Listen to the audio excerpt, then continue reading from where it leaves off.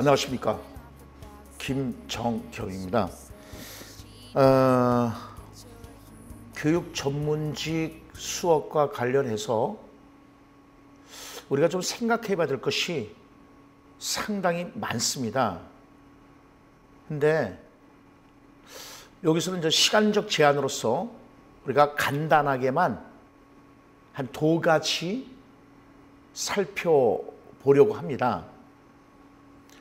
뭐 주 5일 수업이라든가 아니면 이제 학습 부진화 문제라든가 창의적 체험 활동이라든가 2009 교육과정 개정이라든가 이런 것들은 독서 교육 활성화 방안이라든가 이런 것들은 당연히 시험에 나올 수 있는 부분들입니다. 창의력 교육 당연히 그렇고요. 인성교육도 철저히 알아두셔야 된다는 거죠. 왜냐하면 박근혜 당선자께서 인지주의 중심의 교육에서 인성 중심의 교육으로의 전환을 강조했습니다. 따라서 우리가 인성교육과 관련돼서는 신홍익인간론이라는 것이 있습니다. 그 신홍익인간론에 대해서도 공부를 좀 해두셔야 되겠고요. 저는 이 제한된 시간 내에서 우리 장학사를 준비하시는 전문직을 준비하시는 선생님들에게 그래도 크게 두 가지 우리가 주의할 점이 무엇인가를 간단하게 교직 측면에서 두 문제, 그 다음에 이론 측면에서 두 문제를 살펴보려고 합니다. 자, 일단은요, 이 혁신학교에 대해서 철저히 알아두셔야 된다는 거죠. 근데 그 혁신학교도요, 공영형이라는 것입니다. 그렇다면은 이 혁신학교가 도대체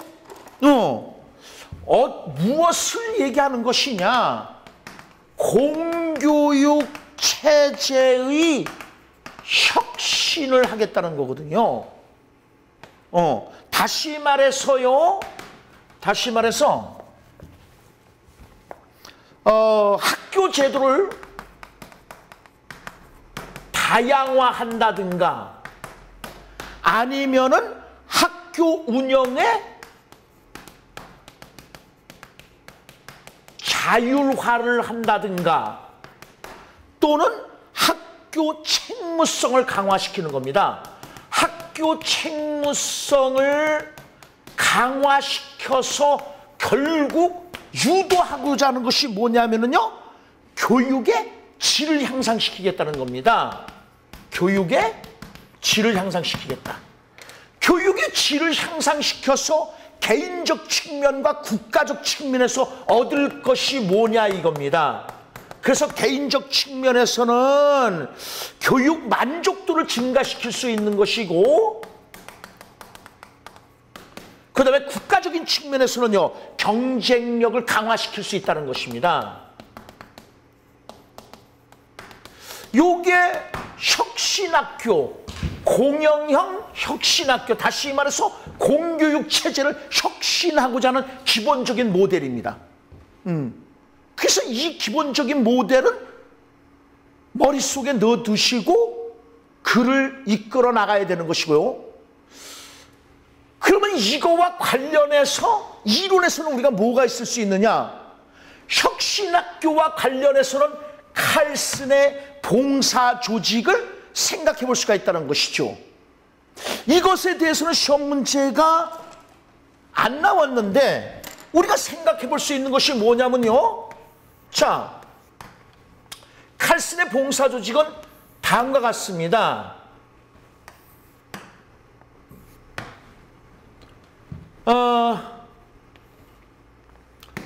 클라이언트, 고객이 조직을 선택할 수 있느냐 없느냐를 따집니다. 그 다음에 여기는 거꾸로 조직이 고객을 선택할 수 있느냐 없느냐를 따집니다. 그래서 이쪽은요, 고객이 조직을 선택하고 조직도 고객을 선택해. 그러면 경쟁이 대단히 치열할 수밖에 없는 겁니다. 그래서 여기서는 대단히 치열한 야생 조직이라고 합니다. 여기서 나올 수 있는 것이 신자유주의입니다. 신자유주의. 그러니까 여러분들 신자유주의하고 공동체주의도 여러분들 비교를 하셔야 된다는 겁니다. 그거는 이전에 전문직에서도 시험에 나왔던 거지만은요. 그래서 이 신자유주의에서는 결국 뭐예요? 시장 경쟁의 원리가 들어가는 겁니다. 그러니까 교육 서비스질이 상당히 높아질 수밖에 없는 겁니다. 왜요? 생존권이 법으로 보장이 안 돼 있거든요. 그렇지만은 이쪽을 보십시오. 이쪽은 학생이 학교를 선택할 권리도 없고 또 학교도 학생을 선택할 권리가 없습니다. 이런 걸 갖다가 사육조직이라고 합니다.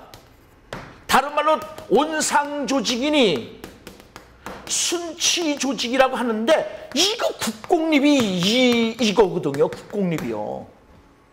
그러니까 국공립은 한마디로 속된 말로 얘기하면 뭐가 되는 거예요? 그럼요. 철밥통이라는 얘기를 비판을 받는 거거든요. 이게요. 철밥통이라는 비판을 받기 때문에 이 국공립을 위해서 이야기 나오는 것이 뭐가 나오는 거예요? 그럼요. 이 국공립 학교를 갖다가 사립학교처럼 운영을 해보자는 것이에요. 그래서 나오는 것이 차터스쿨이란 말이죠. 차터스쿨. 그래서 이 차터스쿨을 갖다가 협약학교라고도 해요. 협약학교. 지금 여러분들 혁신학교 자체가 협약을 맺는 거거든요. 그래서 교육의 질을 개선하자는 거지요. 그러니까 여러분들 혁신학교와 관련해서 이론에서 만약에 시험에 나온다면은 칼슨의 봉사조직에 대해서 논하는 겁니다. 그러니까 이거 서론 본론 결론 잘 보셔서 잘 하시고요. 그 다음에 스마트 교육이죠. 간단하게만 살펴보도록 하겠습니다. 그 스마트 교육이 또 시험에 나올 가능성이 대단히 높다는 것입니다. 그럼 이 스마트 교육은 왜 나왔느냐 이거죠. 요즘 SNS 때문에 시험 문제 나오는 것도 있지 않습니까? SNS라든가 아니면 클라우드 컴퓨팅이라는 이런 IT와 그 다음에 플러스 스마트 기기가 발전함에 따라서 나타나는 것이 결국 뭐예요? 학습자 개인의 특성에 맞는 차별화된 교육이 필요하지 않냐 이거죠. 그래서 스마트 교육이 상당히 중요하게 등장한다는 것입니다. 그러니까 이 스마트 교육은 결국은요, 노대대서 명제적 지식을 따지는 이런 노대대서 결국은 오늘날 강조하는 것이 뭔데요? 노하우도 아니에요. 이제는 노하우였지만 한 단계 뛰어넘어서 나오는 것이 노웨어라는 거죠. 노웨어. 다시 말해서 검색적 기능이죠. 검색적 기능. 그러니까 정보는 다양한 것에 저장되어 있어요. 그러니까 그 저장되어 있는 지식을 탐색해서 그래서 정보를 공유하는 거죠. 미투데이라든가 SNS라든가 클라우드 컴퓨팅이라든가 등등을 통해서 뭐 트위터라든가 페이스북이라든가 이런 것들이 전부 다 이것에 해당되는 거잖아요. 그러니까 개별화된 수업이 이루어질 수 있는 것이다. 이것이 바로 스마트 교육이라는 거죠. 그러니까 스마트 교육도 논술형으로 나올 가능성이 상당히 높다는 것입니다. 그러면 이제 이론적인 측면에서요, 창의력과 관련돼서는 당연히 창체, 이거 뭐 철저히 알아두셔야 되겠고요. 창체 자체만으로도 논술 시험에 나올 뿐만 아니라 2009 교육과정 개정 자체에서 전체를 보아서 거기서도 논술이 나올 것이 굉장히 많습니다. 그런데 저는 창의력과 관련돼서 가드너하고 스탠버그의 지능이론도 철저히 알아둬야 된다는 거죠. 지금 스탠버그 같은 경우는 여러분들 성공지능을 얘기를 하는데 거기서 여러분들 경험적 지능 있잖아요. 경험적 요소. 그것이 결국 뭘 말하는 겁니까? 창의성을 말하는 거거든요. 그 다음에 여러분들 가드너의 다중지능 이론 같은 경우도 어떻습니까? 결국 창의적인 인간을 배양하자는 것입니다. 어렸을 때서부터 그 아이에 맞는 모듈 이론이죠. 모듈 이론. 그 아이에 맞는 지능이 발달했을 때 그 지능을 중심으로 해서 나머지 지능들을 어떻게 해요? 서포팅하는 거거든요. 그래서 그래서 결국은 이 아이가 어떻게 되는 거예요? 직업 전문가가 되는 거죠. 그러니까 김연아를 생각하면 되는 거죠. 박태환을 생각하면 되는 거죠. 그래서 가든의 다중지능이론요, 학교 현장에서 대단히 중요하게 등장한다는 것입니다. 다시 말해서 기적성 교육의 이론의 근거가 된다든가 하는 것들이죠.